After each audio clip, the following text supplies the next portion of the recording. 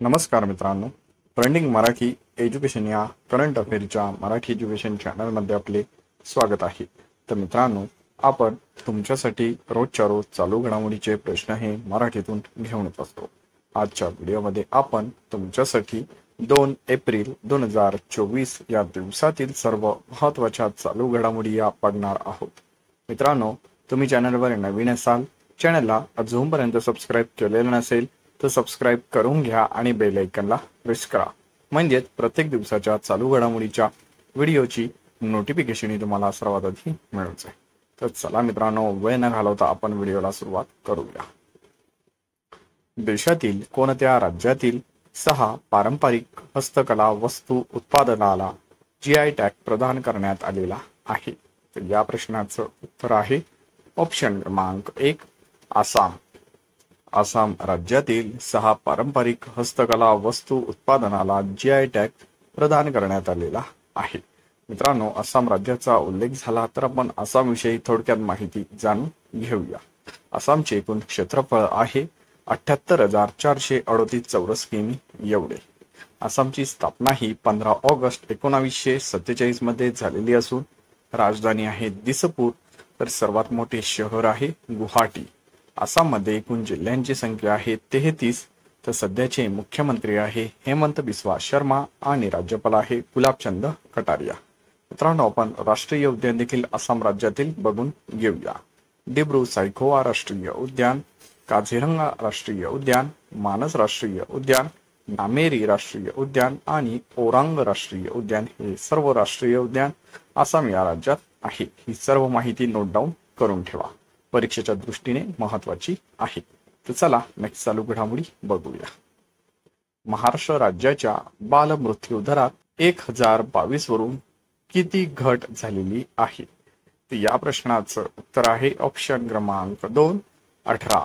मित्रांनो, महाराष्ट्र राज्याच्या बाल मृत्यू दरात प्रति 1022 वरून आता 18% घट ही झालेली आहे। मित्रांनो, महाराष्ट्र राज्याचा नवजात मृत्यू दर प्रति 1013 इतका होता, आता तो 11 पर्यंत कमी झालेला आहे।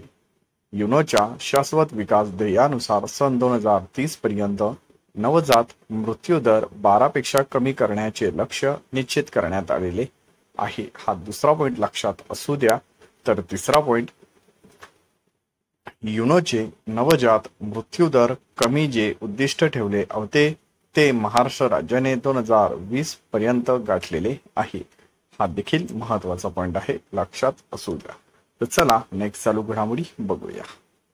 इंडियाच्या 2023 वर्षातील सर्वोत्तम हॉकीपटूचा बलबीर सिंह वरिष्ठ पुरस्काराने कोणाला सन्मानित करण्यात आलेले आहे? या प्रश्नाचं उत्तर आहे ऑप्शन क्रमांक 3 हरदीप सिंह। इंडियाच्या 2023 वर्षातील सर्वोत्तम हॉकीपटूचा बलबीर सिंह वरिष्ठ पुरस्काराने हरदीप सिंह यांना सन्मानित करण्यात आलेले आहे। हॉकी इंडियाच्या वतीने देण्यात येणारा मेजर ध्यानचंद जीवनगौरव पुरस्कार 2023 अशोक कुमार यांना प्रदान करण्यात आलेला आहे। तर हॉकी इंडियाच्या वार्षिक पुरस्कारामध्ये PR श्रीजेश सर्वोत्तम गोलरक्षक पुरस्कार हा त्यांना देण्यात आलेला आहे। हे 2 पॉइंट देखील लक्षात असू द्या, परीक्षेच्या दृष्टीने महत्त्वाचे आहे। तर चला नेक्स्ट चालू घडामोडी आजच्या दिवसाची आपण बघूया। महाराष्ट्र राजभवन मुंबई येथे कोणाच्या हस्ते सागरी सप्ताह उद्घाटन करण्यात आलेले आहे? तर या प्रश्नाचं उत्तर आहे ऑप्शन क्रमांक 4 रमेश बैस। मित्रांनो, महाराष्ट्र राजभवन मुंबई येथे रमेश बैस यांच्या हस्ते सागरी सप्ताहाचे उद्घाटन हे करण्यात आलेले आहे। तर चला नेक्स्ट चालू घडामोडी बघूया। भारतीय हवाई दलाचा गगनशक्ती 2024 हा सर्वात मोठा लष्करी सराव कुठे आयोजित करण्यात आलेला आहे? तर या प्रश्नाचं उत्तर आहे ऑप्शन क्रमांक 1 जैसलमेर राजस्थान।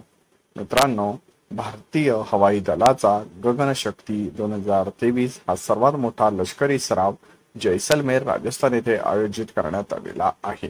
जैसलमेर राजस्थान येथे 1 ते 10 एप्रिल या कालावधी दरम्यान भारतीय हवाई दलाचा गगनशक्ती 2024 हा लष्करी सराव आयोजित करण्यात आलेला आहे। मित्रांनो, तारीख लक्षात असू द्या, 1 ते 10 एप्रिल। तर चला नेक्स्ट चालू घडामोडी बघूया।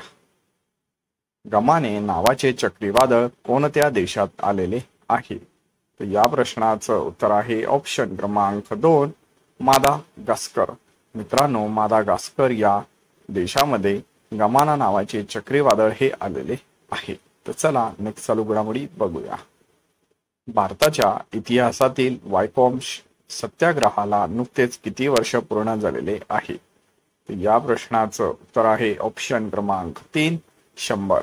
भारताच्या इतिहासातील वायकॉम सत्याग्रहाला नुकतेच 100 वर्ष पूर्ण हे झालेले आहे. तर मित्रांनो, वायकॉम चळवळ ही 30 मार्च 2024 ते 23 नोव्हेंबर 2025 या कालावधीमध्ये चाललेली होती. हा देखील महत्वाचा पॉइंट लक्षात असू द्या. तर चला नेक्स्ट चालू घडामोडी आजच्या दिवसाची आपण बघूया. इंद्र ॲप नुकतेच लॉन्च करण्यात आलेले आहे. ते कशाच्या संदर्भात आहे? तर या प्रश्नाचं उत्तर आहे ऑप्शन क्रमांक 4 हवामान. मित्रांनो, इंद्र ॲप हे नुकतेच लॉन्च करण्यात आलेले आहे. ते हवामान या क्षेत्राशी संबंधित आहे. तर चला नेक्स्ट चालू घडामोडी बघूया.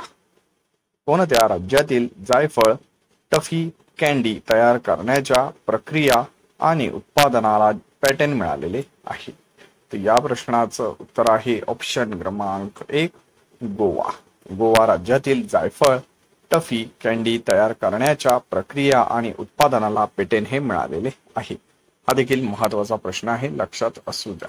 तर मित्रांनो, अशाच रोजच्या रोज टॉप 10 करंट अफेअरचे प्रश्न हे बघण्यासाठी ट्रेंडिंग मराठी एज्युकेशन चॅनलला तुम्ही अजूनपर्यंत सबस्क्राईब केलेलं नसेल तर सबस्क्राईब करून घ्या आणि बेल आयकनला प्रेस करा, म्हणजेच प्रत्येक दिवसाच्या चालू घडामोडीच्या व्हिडिओची नोटिफिकेशन हे तुम्हाला सर्वात आधी मिळून जाईल. मित्रांनो, व्हिडिओ हा आवडत असेल आणि व्हिडिओमधील प्रश्न देखील तुम्हाला इम्पॉर्टंट हे वाटत असतील तर व्हिडिओला एक लाईक जरूर करा आणि आपल्या जवळच्या अभ्यासू मित्रमैत्रिणींना व्हिडिओ हा जास्तीत जास्त शेअर करा. याचा फायदा तुम्हाला येत्या परीक्षेमध्ये नक्कीच होणार आहे. मित्रांनो, पूर्ण व्हिडिओ बघितल्याबद्दल तुमचे ट्रेंडिंग मराठी एज्युकेशन या करंट अफेअरच्या मराठी एज्युकेशन चॅनल तर्फे मनापासून धन्यवाद.